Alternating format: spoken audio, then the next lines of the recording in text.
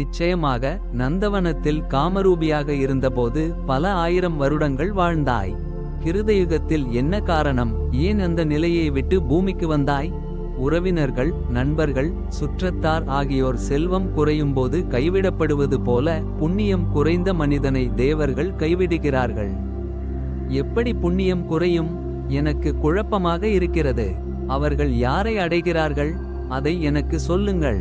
அவர்கள் பூமியில் நரகம் அடைகிறார்கள். காகம், நரி போன்ற உயிரினங்களுக்கு இரையாகிறார்கள். அவர்கள் பலவிதமான துன்பங்களை அனுபவிக்கிறார்கள். ஆகையால் இந்த தீய செயல்களை தவிர்க்க வேண்டும். எல்லாவற்றையும் உனக்கு சொன்னேன், இன்னும் என்ன சொல்ல வேண்டும்? கழுகுகள் மற்றும் பிற பறவைகள் அவர்களை கொத்தும்போது அவர்கள் எப்படி உருவாகிறார்கள்? வேறு நரகம் பற்றி நான் கேள்விப்படவில்லை. உடலை விட்டு வெளியேறிய பிறகு அவர்கள் பூமியில் அலைகிறார்கள். அவர்கள் பல வருடங்கள் நரகத்தில் விழுகிறார்கள். 60,000 வருடங்கள் வானத்தில் விழுகிறார்கள். கொடிய ராட்சதர்கள் அவர்களை கொத்துகிறார்கள். ராட்சதர்கள் அவர்களை கொத்தும்போது அவர்கள் எப்படி உருவாகிறார்கள்? அவர்கள் எப்படி கருவில் உருவாகிறார்கள்? இரத்தம், விந்து, பூக்கள் மற்றும் பழங்கள் கலந்து மனிதனால் உருவாக்கப்படுகிறது. அது அவனுடைய ரஜசில் கலக்கிறது, கருவாக மாறுகிறது. அவர்கள் தாவரங்கள், மூலிகைகள், நீர், காற்று, பூமி மற்றும் ஆகாயம் ஆகியவற்றில் நுழைகிறார்கள். அவர்கள் எல்லா உயிரினங்களிலும் கருவாகிறார்கள். கருவில் வேறு உருவம் எடுக்கிறார்களா அல்லது தங்கள் விருப்பப்படி செல்கிறார்களா? நரகத்தில் விழும் அவர்களின் நிலையை எனக்கு சொல்லுங்கள். உடல் எப்படி உருவாகிறது? கண்கள் மற்றும் காதுகள் எப்படி உணர்கின்றன?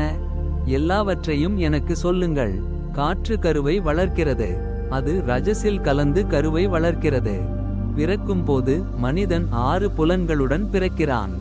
காதுகளால் சப்தம் கேட்கிறான், கண்களால் உருவத்தை பார்க்கிறான், மூக்கினால் வாசனை, நாக்கால் சுவை, தோலால் ஸ்பரிசம், மனதால் உணர்வுகளை அறிகிறான்.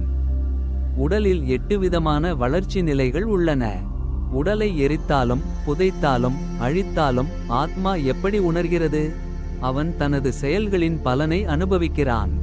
அவன் வேறொரு பிறவி எடுக்கிறான். புண்ணியம் செய்தவர்கள் நல்ல பிறவி எடுக்கிறார்கள், பாவம் செய்தவர்கள் கெட்ட பிறவி எடுக்கிறார்கள். அவர்கள் பூச்சிகள், பறவைகள் ஆகிறார்கள். நான் சொல்ல விரும்பவில்லை. அவர்கள் எல்லா உயிரினங்களிலும் கருவாகிறார்கள். எல்லாவற்றையும் உனக்கு சொன்னேன், இன்னும் என்ன கேட்கிறாய்? எந்த செயல்களால் சிறந்த உலகங்களை அடையலாம்? அதை எனக்கு சொல்லுங்கள். தவம், தானம், அமைதி, அடக்கம், கருணை, நேர்மை, எல்லா உயிர்களிடமும் அன்பு ஆகியவை முக்கியம். அறிவுள்ளவன் என்று நினைத்து மற்றவர்களின் புகழை கெடுப்பவன் அவனுடைய உலகம் அழிந்துவிடும். 4 செயல்கள் பயங்கரமானவை. தவறாக செய்தால் பயத்தை கொடுக்கும். பெருமையுடன் செய்யும் யாகம், மௌனம், படிப்பு மற்றும் தானம் பயனற்றது. மற்றவர்களால் மதிக்கப்படாதவன் மகிழ்ச்சி அடையக்கூடாது, அவமானத்தால் வருத்தப்படக்கூடாது. நல்லவர்கள் நல்லவர்களை மதிக்கிறார்கள். கெட்டவர்கள் நல்ல எண்ணங்களை பெறுவதில்லை. இப்படி கொடுங்கள், இப்படி யாகம் செய்யுங்கள், இப்படி படியுங்கள் என்பதே என் விரதம். இவை எப்போதும் தவிர்க்கப்பட வேண்டியவை. பழைய விஷயங்களை அறிந்தவர்கள், மனதால் மதித்து பக்தியுடன் இருப்பவர்கள் அவர்கள் உயர்ந்த நிலையை அடைவார்கள்.